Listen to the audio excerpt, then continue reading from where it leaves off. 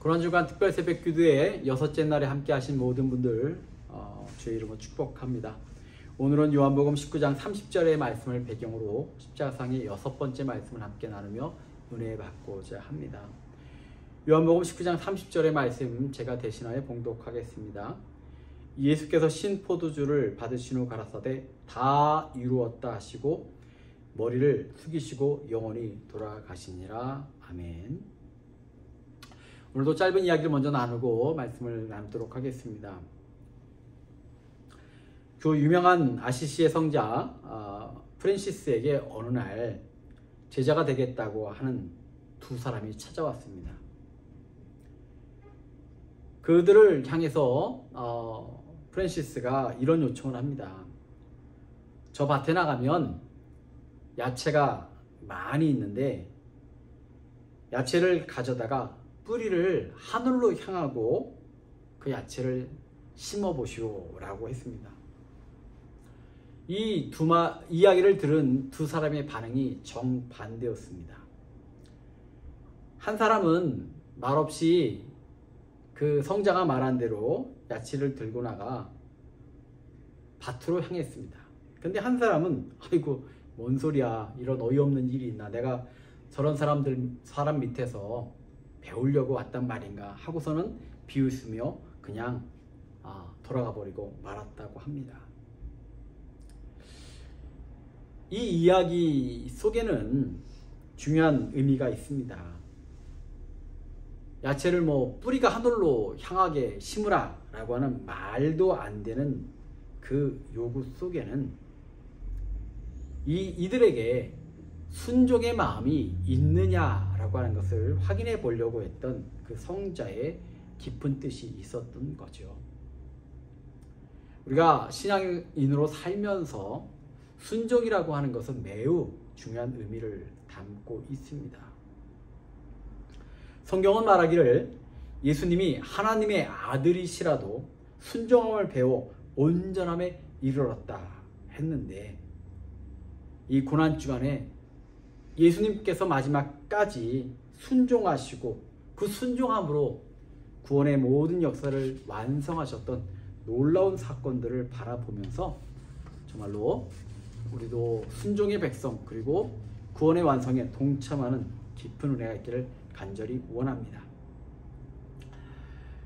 천수를 누리며 한평생을 잘 살았다고 해도 그 인생이 완성됐다 말하기는 참으로 어려운 것 같습니다.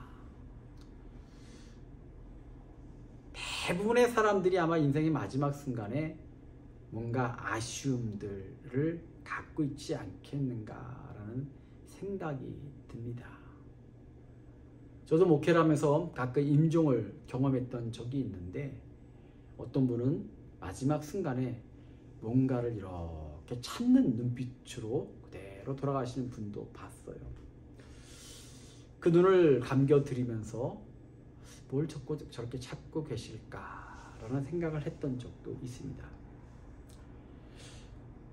그런 면에서 본다면 대부분의 인생은 뭔가 아쉬움과 뭔가 미완성의 상태로 끝난다고 해도 과언이 아닐 것입니다. 그만큼 우리가 후회 없는 삶, 완전한 삶, 이런 것은 인간에게 쉽게 도달할 수 없는 일일 것입니다. 그런데 단 한 분, 인생을 완성하고 가신 분이 계십니다. 바로 예수님이십니다. 오늘 본문을 보니까 다 이루었다 라고 당당하게 인생을 마무리하신 예수님은 도대체 무엇을 완성하셨을까? 오늘 고난주간에 이 의미들을 살펴보면서 그 완성으로 말미암아 우리가 받은 은혜가 무엇인지를 깨닫고자 합니다. 첫째로는 예수님의 생애는 탄생에서부터 죽음에 이르기까지 하나님의 예언대로 한치의 오차도 없이 이루어진 인생이었습니다. 아브라함과 다윗의 후손으로 동정녀의 몸에서 태어나기로 예정되었던 분이 그대로 태어나셨습니다. 베들레헴에서 태어나 예수 임마누엘이라는 이름으로 명명될 것이라 예언되신 그대로 태어나셨고 이름을 얻으셨던 분입니다. 어린 나귀를 타고 예루살렘에 입성하셨고 은 30에 팔려 십자가에 죽으실 것이 예언되었는데 그대로 되신 분이 바로 예수님이십니다. 그분의 삶 속에는 하나님의 뜻이 완벽하게 이루어져 있습니다. 그래서 다 이루었다라고 하는 말이 빈말이 아니라 그 말씀 그대로 다 이루어졌던 거죠. 그리고 십자가에서 그분의 생이 끝난 것 같았지만 예언대로 사흘 만에 부활하셨습니다. 예수님은 하나님의 놀라운 섭리들을 다 이루신 분이십니다. 그러기에 오늘 예수님을 믿는 자들은 하나님의 약속을 굳건히 믿고 살아가는 여러분 되시기를 간절히 축원합니다. 하나님의 말씀은 허언이 없으십니다. 우리에게 약속하셨던 많은 것들이 말씀대로 이루어질 것이고 믿는 자들마다 그 약속의 능력이 성취되는 것을 체험하게 될 줄 믿습니다. 다 이루셨던 예수님, 그분을 따라 하나님의 말씀과 약속이 날마다 이루어짐을 체험하고 경험할 수 있는 복된 여러분 되시기를 간절히 축원합니다. 둘째로 예수님은 율법을 완성하셨습니다. 당시 바리새인 등 율법주의자들은 예수님을 율법 파괴자로 오해했습니다. 그런 사람들을 향해 예수님은 율법을 폐하러 온 것이 아니라 나는 율법을 완성하러 왔다라고 말씀하셨죠. 율법이란 것이 본래는 하나님이 인간을 구원하시기 위해 주신 것입니다. 그런데 율법을 잘 지켜 구원의 세계로 나가야 할 것임에도 불구하고 사람들은 오히려 율법에 의해 죄인이 되고 말았습니다. 범죄한 인간에게, 원죄에 의해 자범죄로 가득한 인간에게 율법을 적용한다면 다 죽어야 합니다. 그래서 하나님은 율법을 범한 사람들의 죄를 청산하기 위해서, 그 빚을 갚기 위해서 예수님을 이 땅에 보내셔서 속죄 제물로 삼으셨던 거죠. 오늘 우리의 능력으로는, 우리의 노력으로는 절대 구원에 이를 수 없음을 깨닫기를 간절히 원합니다. 많은 사람들이 어리석어 인간의 행위로, 고행으로, 수행으로 구원에 이루고자 노력하는 이때 우리는 예수님께서 바로 우리와 같은 연약한 자를 위해, 구원을 위해 오셨다라고 하는 그 믿음을 갖고 정말로 십자가 앞에, 예수님의 사랑 앞에 온전히 서는 여러분 되시기를 간절히 원합니다. 세 번째로 예수님은 구원을 이루신 것입니다. 예수님은 사람들의 죄를 대신하여 저주를 받으시고 십자가까지 지셨습니다. 이런 고난을 다 당하신 후에 사람들의 죄는 깨끗이 씻겼고 구원은 성취된 줄 믿습니다. 우리의 구원은 이미 예수님이 다 이루어 놓으셨기 때문에 우리가 구원받기 위해 할 인간의 일은 없습니다. 다만 거저 받은 구원의 은혜에 대해서 감사하고 찬양하고 순종하는 삶을 사는 것, 그것이 구원받은 백성의 모습입니다.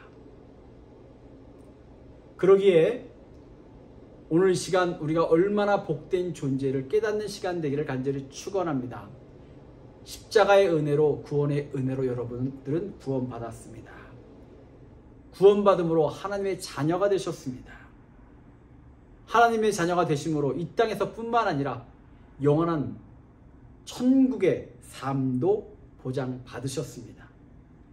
그러기에 이 시간 이 세상 앞에서 담대한 주의 백성으로 살아가시기를 축원합니다.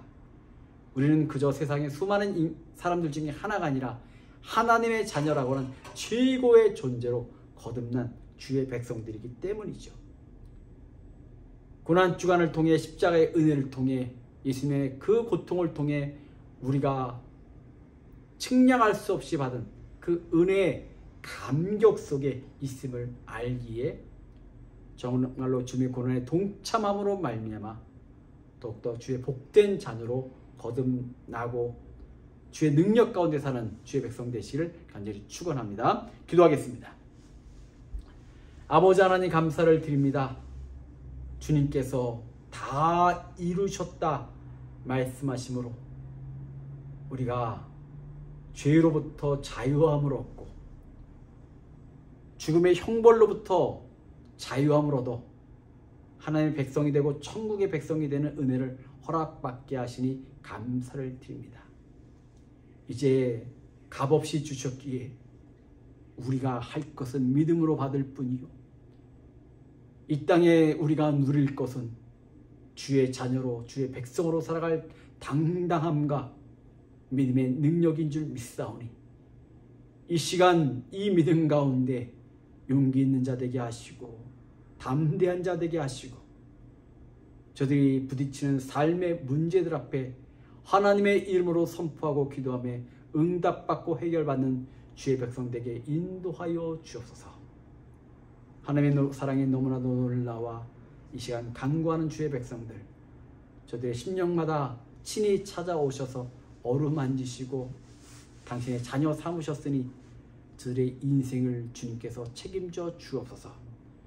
기도하는 심령 가운데 다 응답하시며 구원받은 백성이 모인 벤추라 교회가 아버지 날로 날로 영육간에 강성함에 하나님 나라의 놀라운 은혜와 사랑을 알리고 선포하는 귀한 성전되게 하옵소서. 이 모든 말씀 예수님의 이름으로 기도드렸사옵나이다. 아멘.